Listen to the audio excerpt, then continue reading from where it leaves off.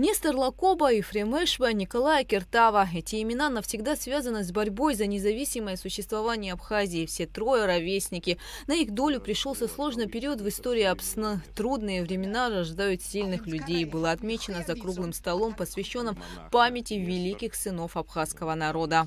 Очень многие исследователи говорят о том, что Николай Акертава как бы в тени остается. Вместе с тем он был очень настойчивый, упрямый, упертый, когда касалось проблем и судьбы Абхазии. Ну, о том, что Ефрем Эшба и Нестор Лакоба являются, все эти три человека являются основателями, являются лидерами, являются и после установления советской власти на ноги становление Абхазии происходило именно под их руководством. Для того, чтобы этот материал собрать, чем я руководствовалась? Я не историк, я не сижу в архивах.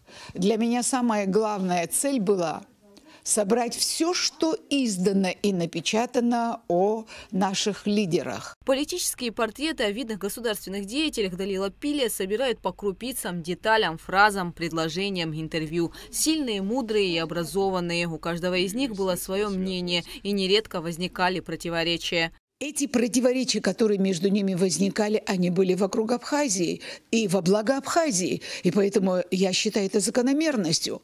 Хотя Ефрема Эшба очень быстро убрали из Абхазии, потому что он был сильный теоретик. Это подчеркивал всегда Лакоба. Когда касались какие-то политические моменты об Абхазии, он всегда говорил, это Ефрем Эшба. Но когда касались какие-то проблемы сугубо государственного характера, касающиеся абхазского народа, Ефрем Эшба всегда говорил, это прерогатива Нестора Лакоба. Он близко знает, он хорошо знает, он чувствует абхазов, крестьян, и поэтому здесь он должен быть.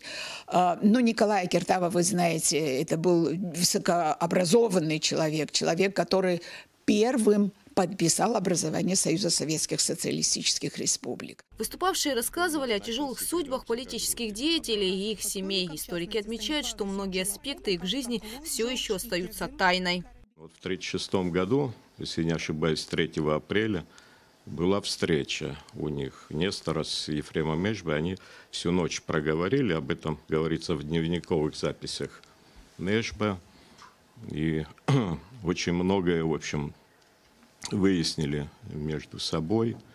И в частности, говорится о том, какую роль играл Берия, вот, какую роль играл Сталин во всех этих перипетиях.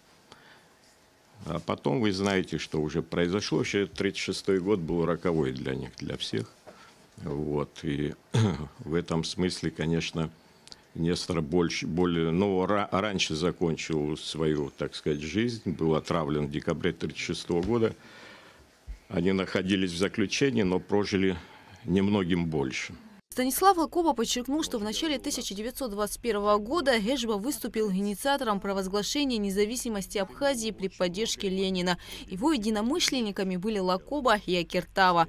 Заслуга Эшба состоит в том, что ему тогда удалось, несмотря на противодействие Сталина и Орджоникидзе, переломить ситуацию в пользу провозглашения независимой СССР Абхазия. Историк упоминает о разговоре Эшба с Орджоникидзе по прямому проводу. А потом, когда ситуация уже поменялась, вы знаете этот драматический его разговор по прямому проводу с Орджоникидзе, где было очень много, в общем, сказано. И фактически я это понимаю так, и по-другому невозможно понимать, что это было санкцией Ленина. Все, такой разговор не мог быть.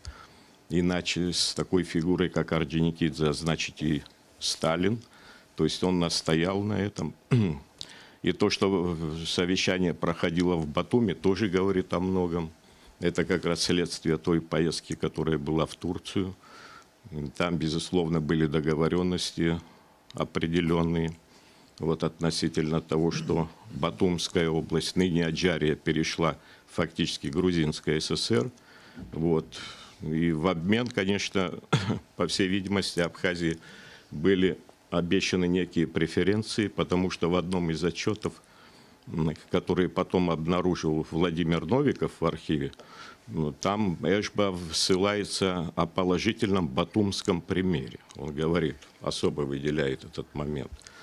Ну, что это такой батумский пример?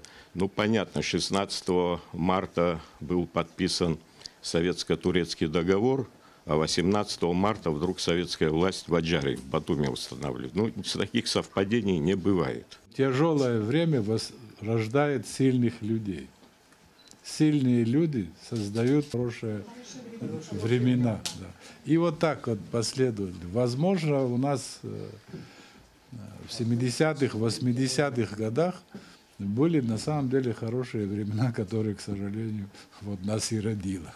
К беседе по видеомосту присоединился и внук Ефрема Эшба Виктор Эшба Абрамян. Он поделился воспоминаниями о своей семье. В ходе круглого стола его участники упомянули о поездке Лакоба Эшба в Турцию, где они сумели добиться от абхазской диаспоры поддержки действий Кемаля Ататюрка. И, наверное, отмечают историки, благодаря этому Абхазская Советская Социалистическая Республика получила признание. Турецкое национальное собрание проводило в основном эту работу. А часть территории Турции значительная была под оккупацией английской. И вот в этой зоне неофициально работал фактически Нестор Лакоба со своей группой. Вот ни в одном документе вы не встретите, что его там встречали абхазцы, что там. То есть они не давали эти материалы туда в центр, понимаете, чтобы не навлечь беду на этих людей. Ну и достаточно сказать, что даже сын Нестора, когда родился, он его называл Рауф, это не просто так. Ну, есть, кстати говоря, сведения еще и другие, что отец царей, он был в родственных отношениях с Ататюрком. Это немаловажно. То есть здесь было очень много интересного, очень много схожего. Но вы знаете, кто такой Рауф Урбай, Ашхару, адмирал. Он был потом, он возглавил фактически первое правительство турецкое при Ататюрке. Потом они с ним разошлись, ну, где-то 22-23 год. Вспомнили о том, что в Абхазии в то время не была проведена насильственная коллективизация. Эпизод, описанный Ефремом Эшба. Сталин отдыхал в своем санатории близ Сочи или Сухума. На веранде находились Сталин, Серго, Лакоба и приехавший из Кабарды Битал Калмыков. Это было, по-видимому, в 1930 году. Калмыков, желая поддеть Лакоба, при Сталине спросил: «А скажи, Нестор, а какой у тебя процент коллективизации?» Лакоба не понравился вопрос, несколько времени он сидел, утнувшись лицом в тарелку, и продолжал есть. Потом буркнул в ответ: 60. «А у меня 95, с торжествующими нотками в голосе сказал Битал. Лакоба долго молчал и вдруг задал Биталу вопрос: «А сколько людей ты расстрелял, пока добился этих процентов?» Орджоникидзе засмеялся, Сталин улыбнулся. Смущенный Битал ответил: «Ну, человек 200. Лакоба поднял голову и торжествующе сказал: «А я ни одного».